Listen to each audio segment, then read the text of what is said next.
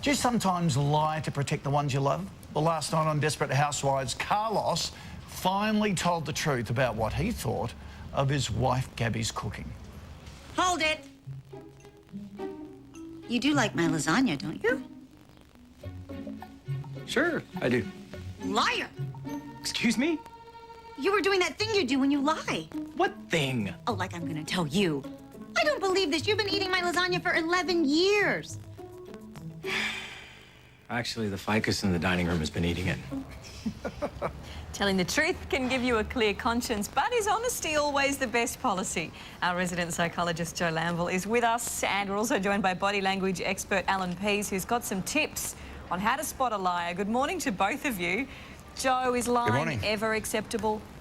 I don't think most of us realise how much we do lie, and most of the time it is with the best intention, and that's not to hurt a loved one. Telling your partner that you love their lasagna when you don't, that's kind.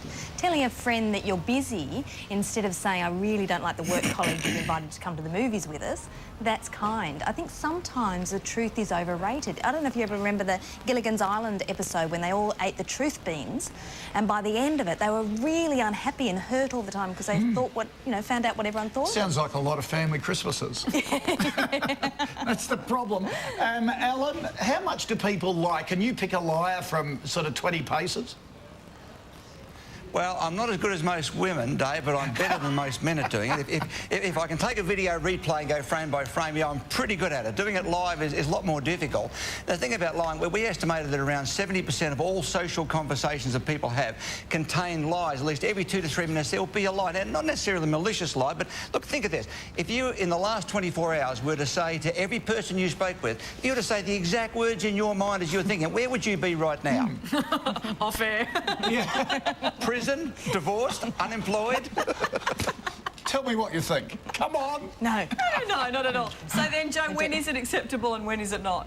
I think a white lie is one that if your partner or your friend or your child found out the truth, they would understand why you lied. They'd know that you were protecting them. Whereas an unacceptable lie is one where your partner or your friend, if they found out, then they would feel betrayed. Things like having an affair or, paternity of your child or overspending, that sort of thing. So work out who you're protecting. Which is a little different from lasagna tastes good. That's right. Are you protecting yourself or them? That's the definition, I think, of whether it's okay.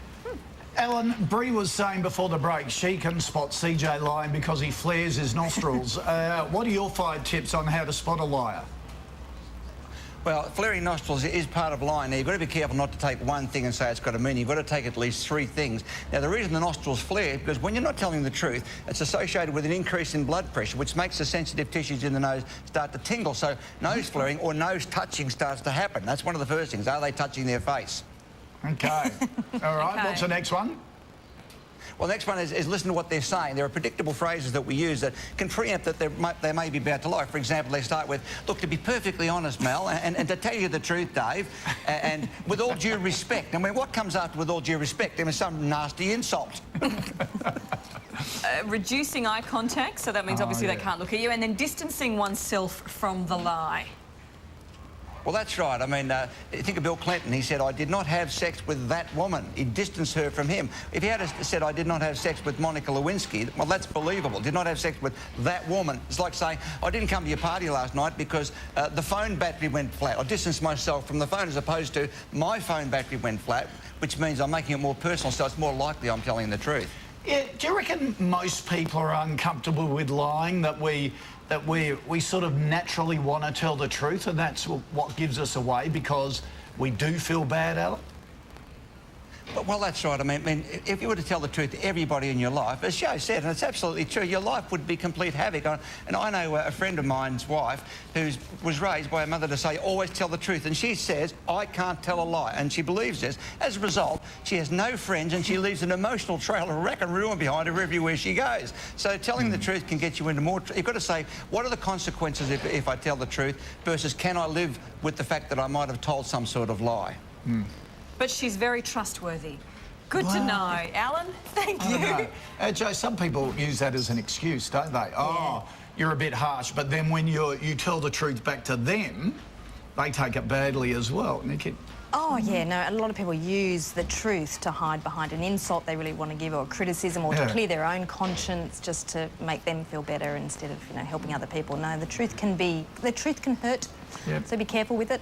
Absolutely. If you can't stand the truth. All right, thank you kindly.